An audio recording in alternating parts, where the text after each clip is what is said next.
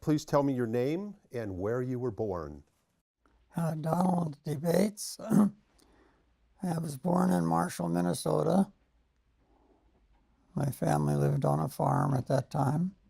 What do you remember about the place that you grew up? Marshall, Minnesota. Well, it was just a small town, Minnesota. And we played baseball, catch-up baseball. Long before there was a Little League, we just played with our friends and didn't even have a game in school, but we played during the summertime. So what I remember most is that we had a summer team.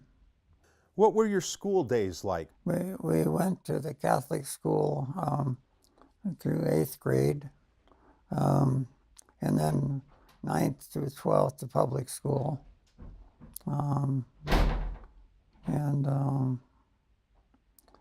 We were just average students. We weren't any astounded at everything. We were just basically interested in playing baseball, not studying subjects. So growing up, what were family chores and duties like around the young Debates household? Occasionally we used to help our father with his truck. He was a trucking, and sometimes he would go to Springfield, Minnesota to pick up some bricks for the builders, and he'd take us along because we had to carry bricks on and off the truck to load, bring the bricks back, and we were brick loaders. And growing up back then, what do you remember about the Great Depression and how did it affect the family? I didn't remember anything about the Depression. I don't know where we were. I guess we lived on the farm at that time, but I don't remember anything about it. So what were your fondest childhood memories? I guess the days we played baseball. I was baseball. In 9th grade, our 9th grade teacher asked everybody in the class, what do you want to do when you grow up? What do you want to be when you grow up? And first and second. And my choice was I wanted to be a professional baseball player. And the second choice was I wanted to be a professional baseball scout because then I'd get to see all the games, you know. So you can see how I was oriented there. As you were growing up, did you have a best friend, and who was your best friend? Oh, I can't think of any, but there were several in high school that were there. Back in Marshall, Minnesota, they were our friends. But you don't have a particular buddy that stood out that you got into a lot of mischief with or had some good times? No, I can't think of any particular one. What were the popular dance songs in your high school days? I don't remember that. I wasn't a dancer. I didn't go on dates with girls in high school, so I don't know anything about dances. Do you remember your first pet's name? Well, I can picture the pet that we had on the farm. It was a dog, but I can't think of his name now. But he looked after us kids on the farm. Did you have a favorite teacher growing up in grammar school? In grammar school, we had the nuns. I didn't have a favorite among the nuns. The sisters of St. Joseph were the teachers at the school, but I didn't have any favorite. Who was the first president that you voted for? I don't even know who it was. I was in the military at that time, and I don't know who it would be. What was your first paying job, and do you remember how much you made? I guess my first paying job back in Minnesota was a newspaper deliverer. We used to deliver afternoon newspapers. That was when there was an afternoon newspaper, the Marshall Messenger. and we delivered by bicycle, and we delivered about 100 newspapers to different routes in Marshall. And I think my weekly wages was about $1.80, $1.90 a week. Who influenced you the most in your early life? Did you have a role model or somebody that influenced you that you remember? Well, I guess my military life was what influenced me the most, but I don't know of anybody in particular in the military. When we were 18, in those days, World War II was going on, and everybody signed up for the military. And because we had made arrangements with the Navy, we became aviation cadets for the Navy's flight training program. So at age 18, we entered into the Navy's flight training program. What sport did you excel in? So I'm not going to have to guess much. Well, I think that we liked it more than we excelled in it. We weren't that good, but we liked everything about it. We knew the baseball players. We knew the rules. And for the major leagues at that time, there was just 8 teams in each league. And we almost knew the lineups for each one of the teams, you know, and all the names of the players. And at that time, they didn't have so many substitutes that they put in. They just had players that played the whole game. So we not only knew the Major League Baseball. See, if we had a grade us on baseball, we would have gotten A's. But in schoolwork, we only got C's. What hobbies did you have or do you have currently? Well, my hobbies now are helping out at the church with the food pantry and the gift card program. What prompted you to go into the service and what did you do? Well, it was required in World War II. Whenever a male was age 18, they had to sign up. And we had taken some tests, my brother Ronald and I. We had taken some tests before. We didn't qualify. We were only C students, so we didn't score high on the test. So we didn't qualify for officer training, but we did qualify for the aviation training because we had good eyesight, and that was one of the main things that was required then. And so at age 18, when we signed up for the Army, they vectored us over to the Navy for the aviation training, which started a few months later. So I know then when you entered into the military service, I believe that you and your brother kind of had a parallel path for quite some time. Yes, we were assigned to the same station for 8 years, first 8 years of our service. We were always in the same military station. And then you both received your wings at some At the time? same time, right? And after a year and a half in the training was when we were commissioned. And then later on, when we didn't quite finish our training, but when we finished our final training, then we received our wings. Let's expand a little more on your career path and the subsequent promotions through your career.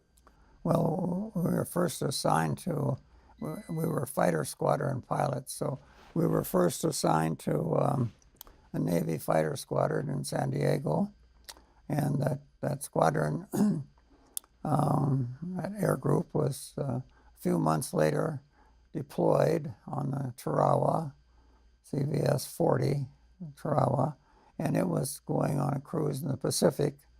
So we were in that air group flying F-8F Bearcats. This was in about 1948. We ended up going around the world from that ship, not only to Japan and edge of China, Hong Kong, Singapore, but Ceylon and up the Red Sea into the Mediterranean. And when we got in the Mediterranean, we made a couple of stops in there. And then the military had decided to decommission the ship we were on. So the ship immediately went home to the closest port, and we ended up in Norfolk when we actually took out of San Diego. So here we were all the way across country. And we were now East Coast people. So then you got a new ship and spent some time on that. Well, we went ashore down to Jacksonville, Florida. We were based in the base at Cecil Field at Jacksonville, Florida area, and we were there for a year or so, and then we were assigned to shore duty. That was the end of our sea duty. We were assigned to shore duty, and we went to Pensacola, and we were flight instructors at Naval Air Station Pensacola. So new aviation cadets coming through the program were trained there, and we were the flight instructors. And at this point, you and your brother were still together. Yes. So then what was the moment that your commissions or your paths split and went different directions? Well, after we finished our tour at Pensacola, Florida, which was about 2 years, we were assigned to sea duty again. My brother Ronald was assigned to a jet squadron down in Florida, and I was assigned to a special unit that was experimenting with television terminal guidance. That was terminal guidance for missiles, and they used the F-6F drone. And so they had several drones that they wanted to use to test this television terminal guidance. And the Korean War was on at that time, so the drones went out on a carrier to the sea off of Korea, and they tested out this television terminal guidance. And when I came back, I joined that squadron. It's a drone squadron, which was used to test out ships' gunnery exercise. They used to shoot at the drones with an off distance, not to shoot them down, but just to exercise their guns. So once you finished that sea duty again, you came back to shore duty? Well, I was in the squadron, and we were in New Mexico. They had a detachment in a base in New Mexico, and the detachment there was to fly drones around for a missile testing facility in New Mexico. So before they could position the missiles out at certain areas, they had to be tested, and they tested them by shooting at one of our drones, you know. That was in New Mexico. And after that, I went to the Navy War College and then to USC to finish my college degree. I remember you traveling around all over the country, and it was difficult for us cousins to get together to meet often, and it was quite a treat when you came out to California and we were able to meet up with you. And then what year did you finally come and settle into Apple Valley? Well, we got married in 1956, and that's when I was getting my degree with USC. And so after 56, then, 58, when I finished the degree, we were living in Long Beach. We lived there in Long Beach for a while. Then we went back to the East Coast for another sea duty. I needed another sea duty assignment. So I went to the East Coast, and I was stationed on a ship out of Quonset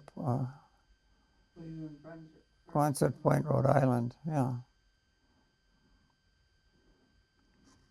And then what year did you retire?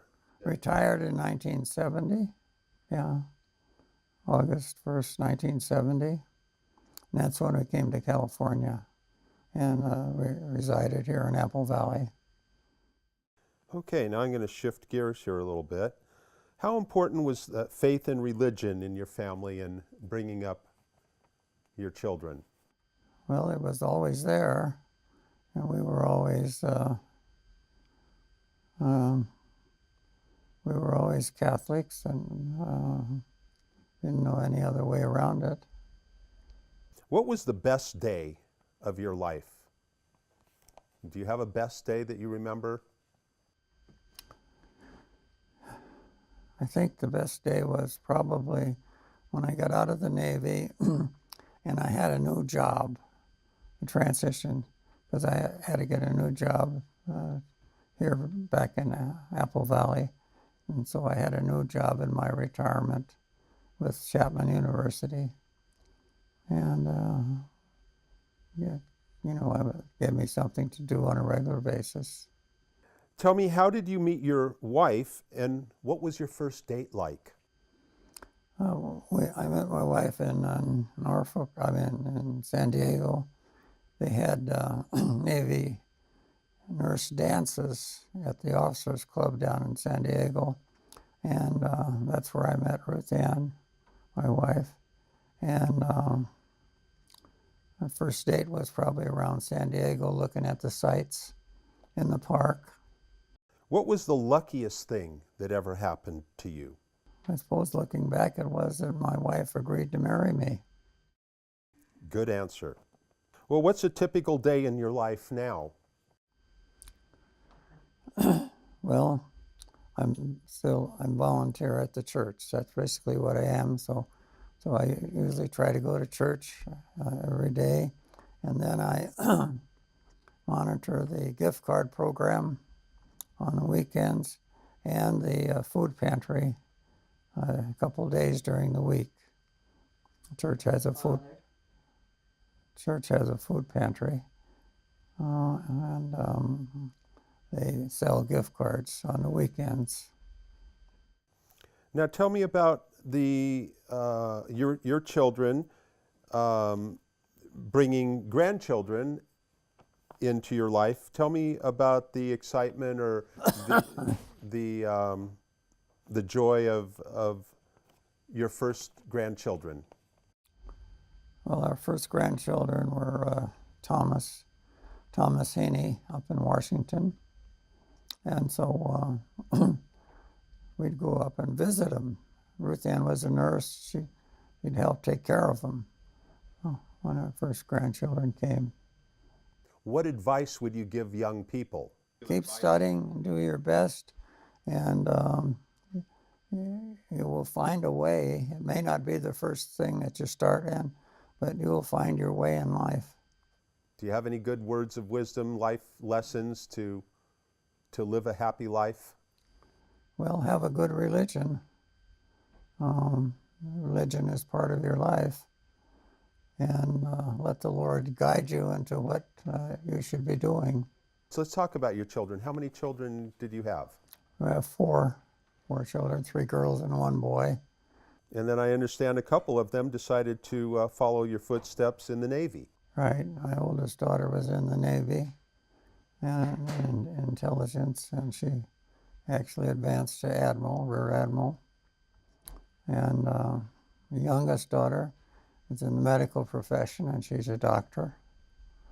And the other girl, Marie, she's married to a professional military officer in the Army. Their family is so happy because their next orders are set to go to Hawaii. So finally, military orders to Hawaii. Your son Christian and his military career. Right, he entered, he was looking for things to do after he graduated from high school, and finally decided to go to college. And once he went to college and finished his college in San Diego, he entered the Navy, the Navy's flight training program. And after flying in the Navy, he flew jets in the Navy. he got out and he's now flying for FedEx. FedEx out of Memphis, Tennessee. And he has 4 children, family of 4 children.